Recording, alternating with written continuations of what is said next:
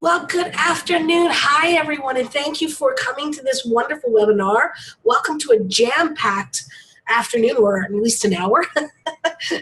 You're in for a treat today. I'm your host, Danielle Turner, and I have two amazing guys I get to introduce you to.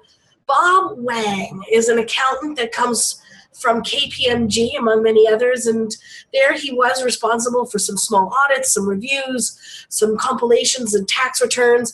And it wasn't long before Bob realized that people have a hard time finding a good quality bookkeeper that actually adds value to their organization. So, like the thinking man that he is, Bob founded Legacy to solve this problem. Legacy has become among the most trusted and competent bookkeeping companies in Vancouver, and the reputation continues to grow. And on a personal side, there we go, there's Bob. On a personal side, Bob has become a brand new papa to a 3-week-old baby girl. So congratulations to you and your wife, Bob. And we'll get to hear from him first. But before we hear from Bob, I want to introduce you also to Jeremy Caldwell of CPG Systems. Jeremy Caldwell has owned and operated CPG Systems for nearly 10 years now and works with small and mid-sized organizations of all kinds. He speaks more than one language, over and above the geek language, although he translates that geek language very well for me. And he considers both traveling and philanthropy among his great passions. He regularly volunteers his personal time along with the company resources to benefit many charities, and his company is the only IT company in Vancouver whose primary focus is nonprofits and charities. In 2010, he was named Volunteer of the Year at the Stanley Park Ecology Society, and he followed that by working on their board for 4 years. Recently has joined working on the board for a Richmond charity as well. Two amazing men. If you have any questions during your time in the webinar with Bob and with Jeremy, simply write your questions inside the chat box, and I will let Jeremy and Bob know of them, and they will answer them either during their presentation or during the Q&A portion of their presentation. So without further ado, Bob, the audience is all yours. All right, thanks, Danielle. I appreciate the introduction. And yeah, baby's 4 weeks old yesterday, actually. So it's been a crazy time with some sleep, sometimes not. So I'm drinking an energy drink right now to make sure I have enough energy. So let's get started with the financial side. How can finances be like the board? That's a good question. And the first recommendation is, I would say, is the most important question, is because it addresses the question why. Why are you doing bookkeeping? Why do you have financials? What's the point? And who are the users? Most of the time, the bookkeeping or the accounting is seen as an annoyance, but it can be so much more. But for it to be more, it has to have a purpose. So what is the purpose of your financials? And here are some examples. We need to make sure that our spending is on budget. Okay? Is that the reason why we have financials? We need to make sure we're spending in the right areas, right? What is the return of social impact based on our spending? And what programs are losing money? And if they are losing money, are they seeing the impact that we want? So those are all questions that can be addressed with financials, but first, they need to be asked. You need to talk to your stakeholders and ask them, why do you care? The other question incorporates the concept of users. Who are your users? So in other words, is it the board? Is it your managers? Is it the program directors? Is it the volunteers? Or is it just for CRA compliance purposes? All of those answers will impact how you present your financials.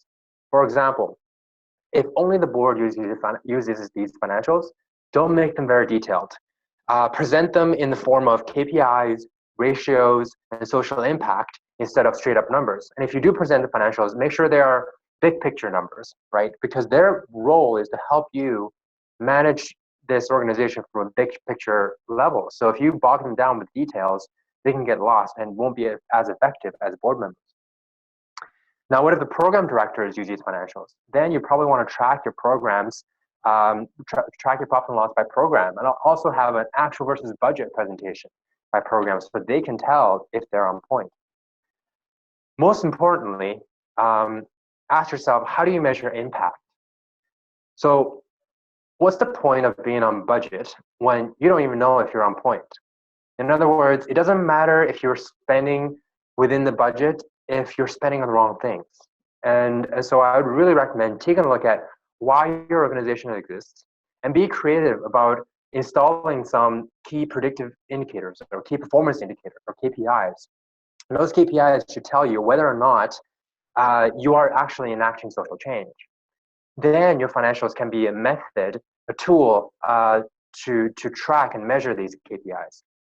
So I believe these metrics will add tremendous value to your conversation. Now imagine if you can go to a donor saying that because of your program, because of your organization, you helped 200 people transition out of homelessness, okay? And you had to spend $200,000 last year. Next year, you want to help 400 people transition out of homelessness, and therefore you need $400,000.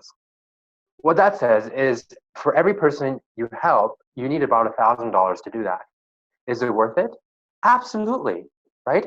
If you can break down your operations into impact per dollar spent, then you'll have a much more convincing message and a productive conversation with your stakeholders. So overall, the best thing you can do for your organization and for your board is seeing if there's a way to assign a cost to a unit of social impact. It seems like a big task, and it is, because it requires a lot of time to interview your stakeholders, measure impact, and implementing different metrics in your organization.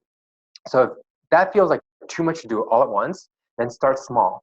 And that's my next recommendation. Start small by giving your board some clarity. Moving the presentation forward.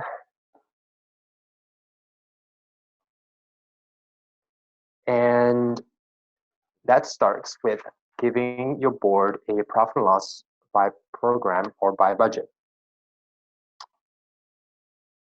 So one of the most common requests from the board is a breakdown of profit and loss by program. And if possible, also include budget versus actual comparisons by program as well. This alone will give your board members a tremendous amount of value and insight and clarity. As a real life example, I'm the treasurer at the Fringe Festival. And we're investing in a program called TheaterWire. Essentially, it's a ticketing software for theater. And our financials segregate TheaterWire numbers with the rest of the operations and compares that versus budget. Now, since this is a new program, we plan losses for the next 5 years, but we want the 5th year for this program to be self-sustaining, right? And we have a budget of investment we want to make every single year. And because we track it by program, we're able to tell very quickly whether or not we're on point or we're overspending. Now, having these financials gives me comfort that even though we are losing money, we're on track. And having those numbers gives me, as a treasurer, the ability to keep a close eye on this investment. That's my recommendation here. Now, getting those financials cleaned up, interviewing the right stakeholders will take a lot of time. Not to mention that you probably already have a ton of things in your backlog of things you want to implement. And so this recommendation really goes into the execution piece. And I highly recommend transitioning your accounting system to QuickBooks Online. It will save your bookkeeper an immense amount of time. We had a client who was paying someone $40,000 a year for bookkeeping. It's a full-time person. Is it reasonable? Maybe. But when we took a look at the workload, we realized that it wasn't really a full-time job. And so through QuickBooks Online and other pieces of the technology, we're able to do the whole bookkeeping for this church at $20,000 a year, saving them 50% of their bookkeeping budget. Now, had I been an in-house staff, I would have had half my time just freed up, right? And I could have used those time savings or resource savings and spent them on implementing the backlog of projects that I already have, or enacting about my first recommendations in providing your board with more clarity and financial intelligence. Now, this will obviously mean that instead of being in QuickBooks Desktop and in a desktop environment, you guys will have to move to the cloud, because QuickBooks Online is a web-based version of QuickBooks. And so Jeremy will talk later on that, and he has a package that will help you assess whether or not your organization is cloud ready. But the main benefit that you'll get from QuickBooks Online is the ability for you to synchronize your bank information with QuickBooks. This will pull a transaction directly from your bank account, so you can just tell it where to go instead of entering transactions by transaction. You can also set rules. So rules is almost like programming. You're creating if-then statements. So if you get a TELUS bill, it goes into the utilities expense and it has a standard tax code of GST and PST. Most of the transactions each month are recurring, or at least from the same vendors. The numbers might be different, but it's probably from the same vendors. And imagine if you can just automate, not even think about it, not even touch it, automate 50% of those transactions. I think they will save you a ton of time. Another great feature with QuickBooks Online is that it can integrate with a donor management software, so that when you enter a donation, you only need to do it once. And it automatically shows up as the transactions in QBO. So normally what happens is that you enter the donor information in a donor management software, and then you batch enter it into QuickBooks, and then you have to reconcile it every year. And it's just not the most efficient method of doing that. With this donor management system integration, as soon as you enter it into the program, it shows up as a QuickBooks Online as a donation. If you want to enter things by batch, you can, but there's this option for you to integrate directly. Not to mention, there are thousands of other apps, such as time tracking for doing your payroll, benefits management, management reporting. And so you can go to this website, apps.com, to see what are all the apps that are available, and I think it will blow your mind. So how does this delight your board? It can save you money, it saves you time, and ultimately you can use those extra resources to actually implement on the more strategic things that your board has been asking about for the past little while. Now, practically speaking, I think this will delight them the most, and that's implementing a software called Pluto. It's one of the best apps for nonprofits because it allows you to stop chasing for signatures from your board members. Right now, here's the process. So you get a bill from a vendor. Even if it's electronic, you have to print it off, and you enter it into the system. You print a check, you attach your check to the bill, and you find time for 2 signers to come in and approve the payment. And then you rip off the check, you mail it off, and you file the rest. Does this sound familiar? So why is this inefficient? Okay, first of all, you have to print everything, right? Even if you get the bill through email. Isn't the whole point of e-bills to eliminate paperwork, right? And then you have to find time for 2 signers to come in. Board members are usually volunteers. They're busy. And what if they're on vacation? Then you're stuck, right? And so a lot of board members try to reduce that risk by having 5 signers, but then you increase the risk of anyway. There's some internal control issues in there. And then the next thing why it's inefficient is that you have to mail a physical check. You're wasting money on stamps and time on going to the post office, and sometimes checks get lost. And so what if you can digitize the entire process? And you can. And with Pluto, that's what happens. You get a bill from the supplier, you enter it into QuickBooks, and you can attach the bill itself attach the PDF of the invoice or supplier bill into the screen that I just created. And as soon as that happens, it creates a request to pay CPG or your supplier and for the full amount, and you can actually go in and take a look at the underlying bill directly from the system. So you, as the bookkeeper or your accountant, you can initiate the payment, and the board members will get an email saying, "Hey, I'm trying. Your bookkeeper is trying to initiate a payment. Do you approve?" And the board member can log in anywhere in the world and just approve it. And as soon as there are 2 approvals, the EFT is good to go. And you can have various combinations. You can have 2 out of 3 signers, or one mandatory signer and then 1 other one from the remaining 2. So you can have all those combinations of signature approvals.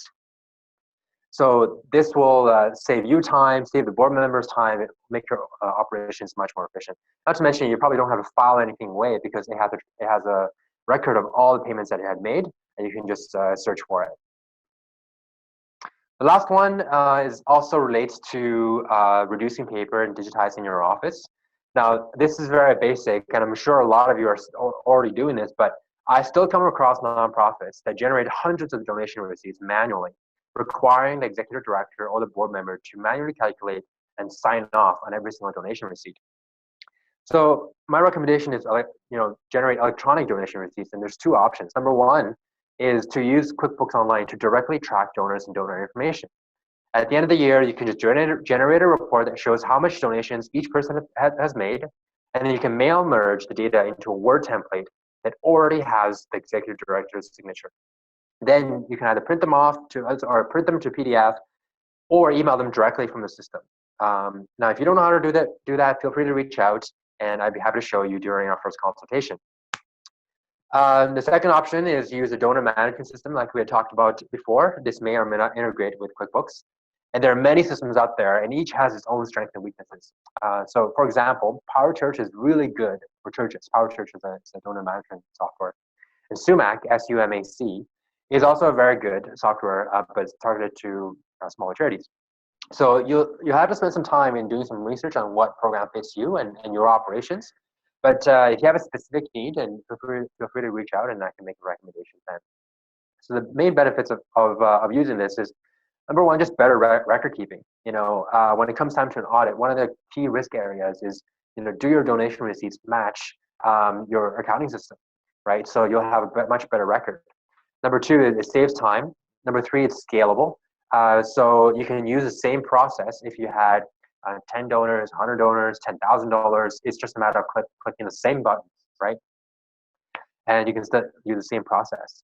And the next one is, if someone loses the donation receipt, you can find that receipt and just reprint it. This is important because all donation receipts need serial numbers, right? If you generate the manual one, then if you want to reissue a donation receipt, you're using a different serial number, and you want to prevent people from claiming two donation receipts from just one donation. And the last benefit is just, we can save some trees, right?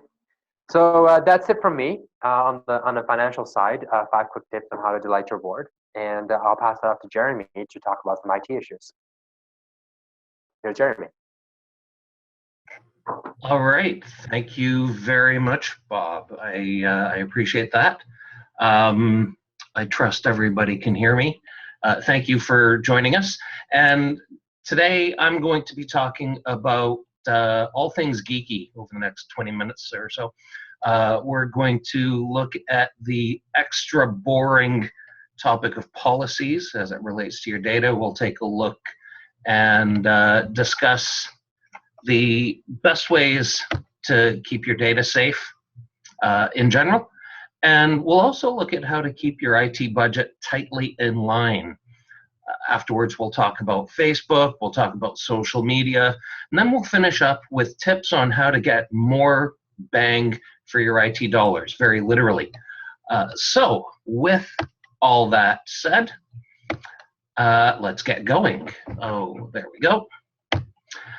And just a quick note, up in the top right corner of my slides, you'll see a little icon like this little guy in the hammock. That's my attempt at being cute. That's the indicator that this item can make the ED's life a little bit easier, make the board's life a little easier.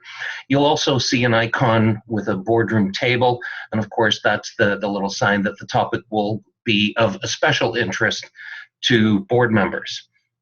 But I digress. So we're going to start by talking about policies and procedures. This is definitely not an exciting topic, but absolutely it's one that's key to making your life easier in the nonprofit world. There are two modern truths about all organizations, not just nonprofits. One, your data is your lifeblood. And two, mobile is unstoppable. It's not going to go anywhere anytime soon. No matter what anybody says, no matter how hard you try, mobile is here to stay. And the question is, will your data go with it? Even if some of your data lives on a personal laptop or lives on somebody's mobile phone, or if it's in their private Dropbox account. What happens when that person leaves your organization? Will you ever see the data again? And the problem is that this happens more and more frequently nowadays, and it affects businesses of all kinds. And one of the easiest ways to safeguard against this is to have staff policies. Now, IT policies can provide a general framework for data handling and data management. You can get a bring your own device policy that ensures organizational data on a personal device is safeguarded according to the rules that the organization sets out. And if you know your data is going to be protected, then you're going to rest more easily. A common complaint is, oh, great, another policy. The fact is, your data is probably your most valuable asset. If you're worried about staff buy-in, then be the example and show your staff that the same rules apply to everybody. Now, maybe that means that you're looking at technical tools. Maybe it means that you're installing some of those technical tools onto personal equipment, right? Equipment that belongs to your staff. It all comes down to that policy. It will cover you, it will cover the employee, and in the end, you'll have a better understanding of where your data is, and you'll have a better understanding of what happens if somebody leaves the organization with your data. Now, if you want to know more about some of the tools that you can use to control data access, some of the tools that you can use to manage where the data lives and what happens when somebody leaves, then send me a message later and I'll be happy to get into the subject with you, because it is unfortunately a bit of a long subject. So next, we know that we've got policies, we know where the data is, and the next question is, how do we keep it safe? This is a very common question that we get. We're frequently asked, what's the best use of our limited budget? When it comes to the greatest value, backup and disaster recovery, dollar for dollar, is the wisest money you can spend, bar none. Remember, your data is your lifeblood. Maybe it's your accounting data, maybe it's your donor list, maybe it's your folder with all your grant applications, but your data is critical. And if your data is your lifeblood, then a decent backup system is, it's like the IV bag hanging beside you, ready to help you when a disaster strikes. The best money you can spend is on doing some sort of automatic off-site backup. This is worth more than the best high-performance computer you can buy. A common point that people will say is, oh, well, so-and-so will just do it and we'll save a few bucks. This person can do it every day. You know, respectfully, we would disagree, because that person will forget, or they'll go on vacation, or they'll leave the organization, or something is going to happen. And eventually the backups will stop happening. So make sure that the backups are regularly tested. Make sure that you're getting visibility into how the data is being backed up. Is it being backed up successfully? Do you know that it's being backed up successfully? Test, restore the backups. The best backups in the world are wasted if you cannot restore the data when you need it. And regularly check that the data you are backing up is the correct data. This is also something that a lot of people miss. So they'll set the backups once, and 3 years later, they'll go, oh, we need to do a restore. Wait, why wasn't this folder being backed up? At least twice a year, you should be reviewing what gets backed up.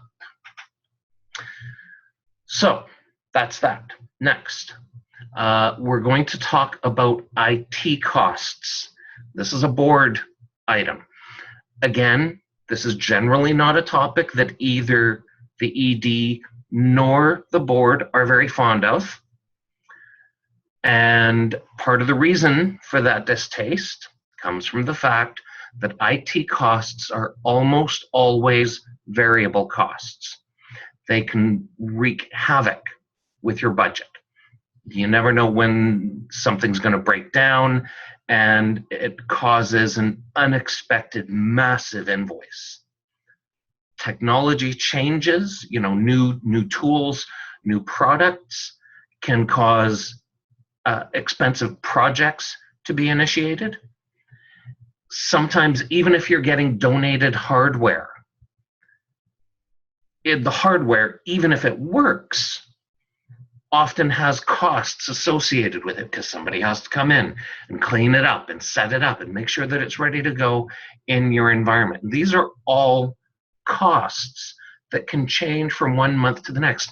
We all know that boards do not like change. Boards like predictable. They like it when the budget fits in line with the actual. The thing is, you can get fixed price IT. It can include service. It can include projects. And it can even include hardware and software if you need it to. The board is happier to have predictable costs. If you don't want to include things like projects in your IT service fees, when you're initiating an IT project, get a written fixed price guarantee for any project that's going to be billed separately.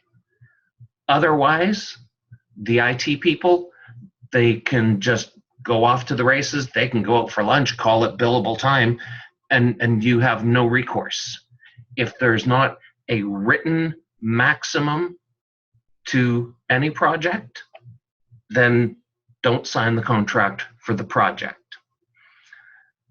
Ask your current IT people how to make fixed pricing happen. If they tell you that it can't be done, or if the price seems brutally expensive, send me a message. I can give you a sanity check.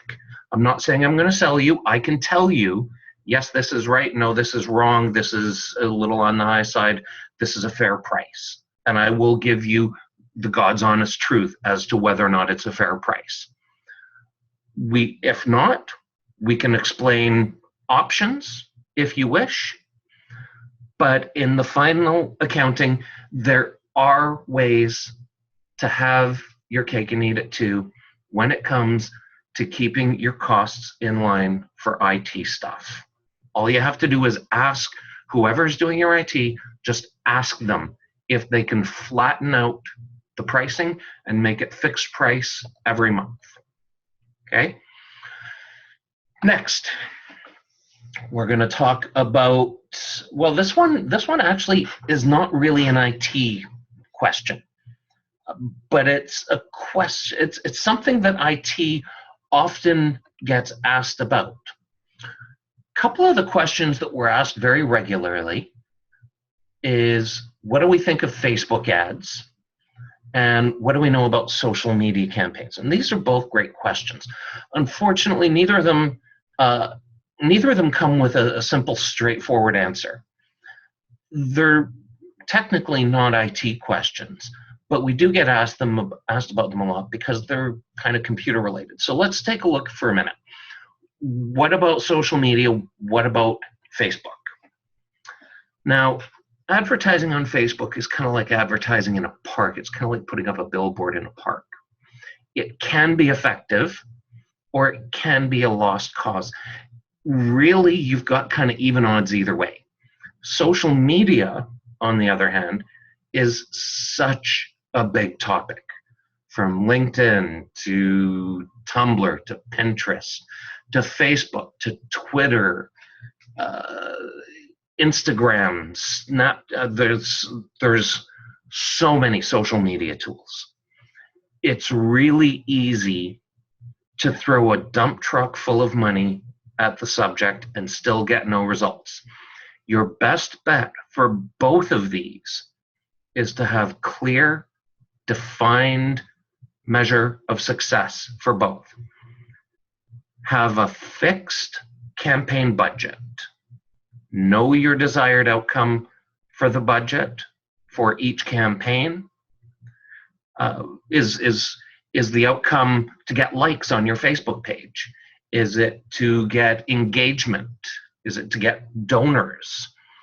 Is it to increase volunteer hours? Maybe that's what you're trying to reach or trying to accomplish with this campaign. The basic marketing principles apply here.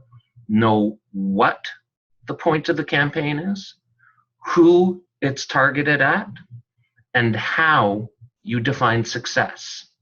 If you know these before starting, it will help with the overall satisfaction about the results that you do achieve. So that's pretty much that one. The last point I want to talk about is value. And I'm actually going to go back here and talk about one of the things that Bob mentioned as well. We were talking about CRM software and donor management. Every board I've ever come across is always happier when the organization gets value from their budget items. Cost is one thing, and we all need to be careful about budgets. But if you can improve the value proposition, then the board will always be happier. Boards realistically, they're generally more fond of static than variable pricing. There are a lot of options for extending your budget. Where are we? There we go. There's a lot of options for extending your budget. TechSoup provides very low-cost software for registered charities. And you can get donor management software from TechSoup. You can get CRM, customer relation or contact relationship management software from TechSoup. MailChimp is one of the best email campaign tools out there. Very much like Constant Contact, except MailChimp, the last time I looked, would let you send 12,000 emails a month for free. There's other free tools that are out there. You can get free web hosting for charities. We do that. Then there's Office 365 for charities. I mean, Office 365 by itself, that one is so valuable. I almost made that one of my 5 points just by itself. The point is that there's a lot of discounts out there. They simply aren't advertised. One charity that I'm involved with, they were looking at some cloud-based software to do room bookings. And so they asked the people that were providing this software if there was a charity discount available. And they just got 30% off. This was completely unadvertised discount. They just asked and poof, there goes almost 1/3 of the price. So don't be afraid to ask all of your suppliers about offering you a discount if you are a charity. And yeah, in the shameless plug category, yes, we do offer discounts for IT support for charities. So that's all we have for now. But before we get to the questions, I just want to make one more shameless plug. Lately, you've probably heard a lot in the news about viruses, hackers, cybersecurity. On August 23rd, I'll be presenting another webinar that is dedicated specifically to cybersecurity. If you'd like to learn more about how to protect yourself and your organization from cybersecurity threats, you can sign up for this webinar on our website at cpgsystems.ca. Just look under free stuff. That's it for me. So for now, I'll turn things back to Danielle. Danielle, do we have any questions? Hi, Jeremy. Not just yet, but now would be your time, gang. Go ahead and go into the little chat button there, and if you've got any questions, type away, and Bob and Jeremy would be happy to answer anything you need more information on. In the meantime, while people thinking away and trying to figure out what they want a little more information on, maybe Bob, you and Jeremy have some goodies. Oh, hey, we got one question first of all. Have you used bill.com for paying bills? Who wants to take that one on? Bob? Yeah, I've heard of it. I've paid through it, and the good thing about it is it can collect recurring payment. And so if you have recurring donors that pay the same amount every month, this might be a good option. I haven't looked into it myself. I think they charge a fee, but yeah, that is an option. I'm not sure if you can actually have multiple levels of authorization with that particular software, though. So it's something for me to look into. Okay, great. Thanks, Forrest, for that question. Any other questions? Bob, while we're waiting for some questions, do you have any goodies you want to share with those who've participated? Yeah, let's do it. Jeremy's first. Okay, go Jeremy. All right, so like Bob mentioned, a lot of the value out there nowadays is in cloud computing. It means that you don't have to worry about hardware costs. There's a lot of things that you can do to improve your efficiency. We're going to offer a cloud readiness assessment. So we'll look at your current systems. We'll look at the future. We'll sit down and talk to you about where you're going. And we can help make recommendations on whether or not cloud will be a good option for you. The truth is, despite what the cloud vendors want you to believe, it's not always the best choice. Depends on the line of work that you're in, and it depends on the programs that you're using, depends on the software that you use. Because of the amount of time this takes, we're going to limit this only to 3 organizations. If you want more information, then just send me an email at the address that you see on the screen. Awesome. Thanks, Jeremy. We've got another question. Are you aware of any Salesforce plugin app that offers to take care of online signatures of board members like QuickBooks Online offers? No, I'm not aware of any. Sorry, is my mic on? Your mic is yeah. on. Okay, great. Yeah, no, I'm not aware of any of those. I know DocuSign, you can collect signatures remotely, but in terms of authorizing payment, the only one I've come across is Pluto, that you don't actually need a signature. You just need someone to click on authorize, but that authorization request goes directly to the board member. And there's another question here. Currently using Sage 50, would you recommend changing to QuickBooks?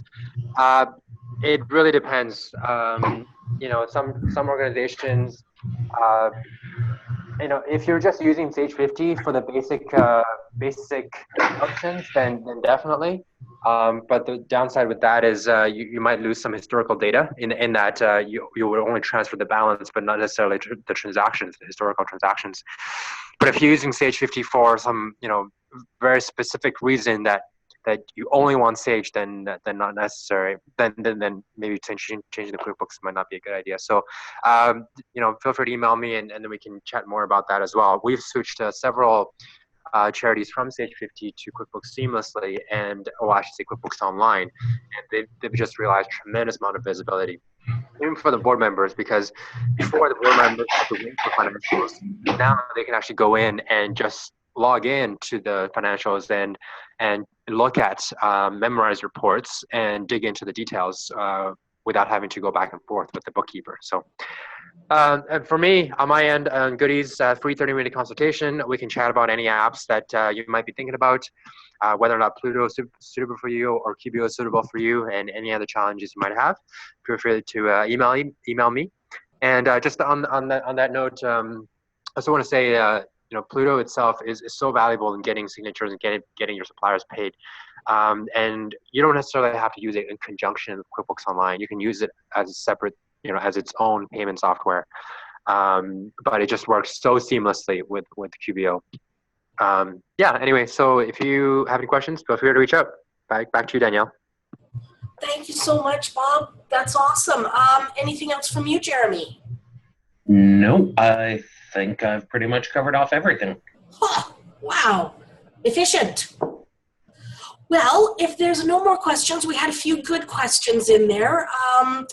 We will wrap it up. Thank you so much, Bob and Jeremy, for taking some time out of your busy days to share this amazing information. And thank you to our audience as well for taking the same busy time out of their busy days. And I hope you've all had a chance to learn something new. And does everybody have a way to contact you guys? Do they have email addresses for both of you, Jeremy and Bob?